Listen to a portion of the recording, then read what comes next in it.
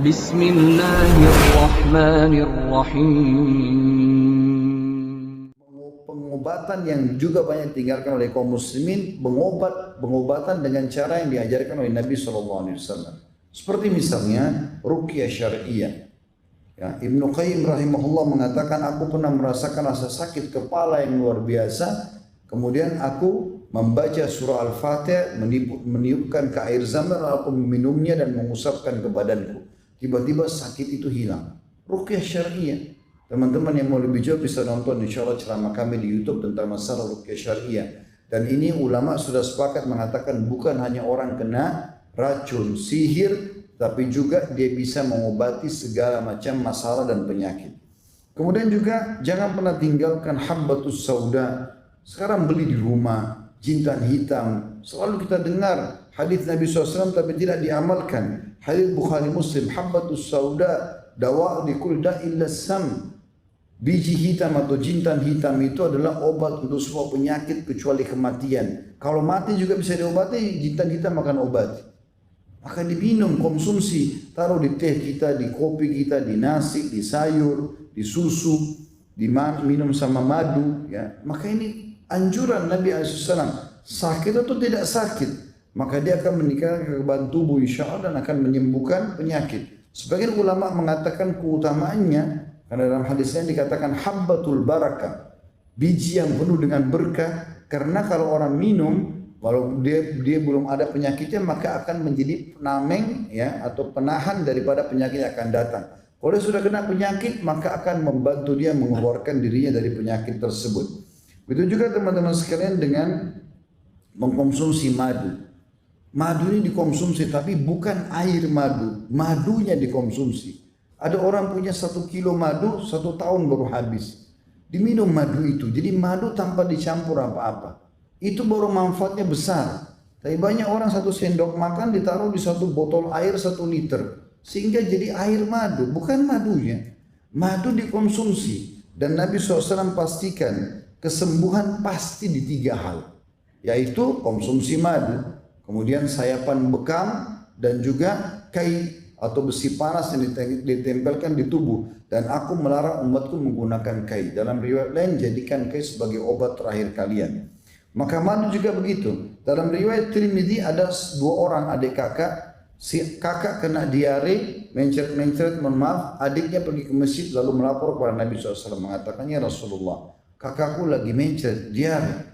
Kata Nabi SAW, berikan dia madu.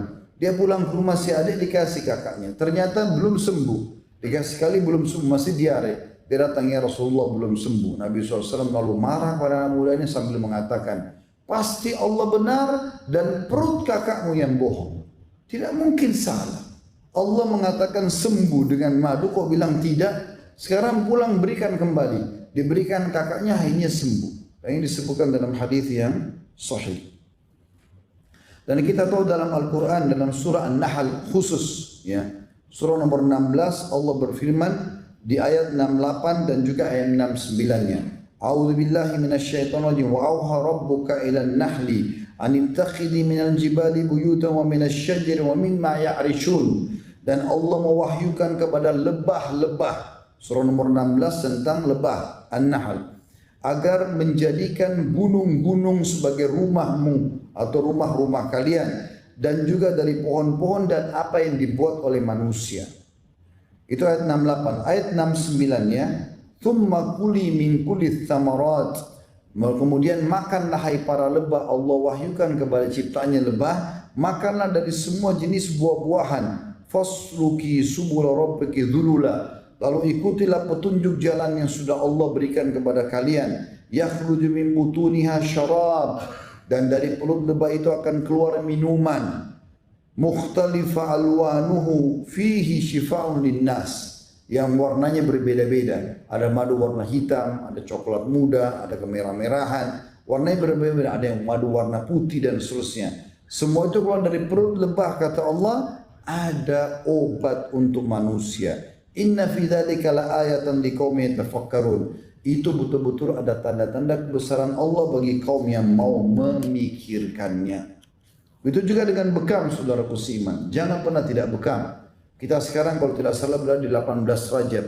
Sunnah Nabi SAW tanggal 17, 19, dan 21. Kalau kemarin 17 Anda belum bekam, maka besok insya Allah bisa bekam di tanggal 12 atau tanggal 21. Dan Nabi SAW juga mengatakan bahwasanya kesembuhan pasti di sayapan ya bekam.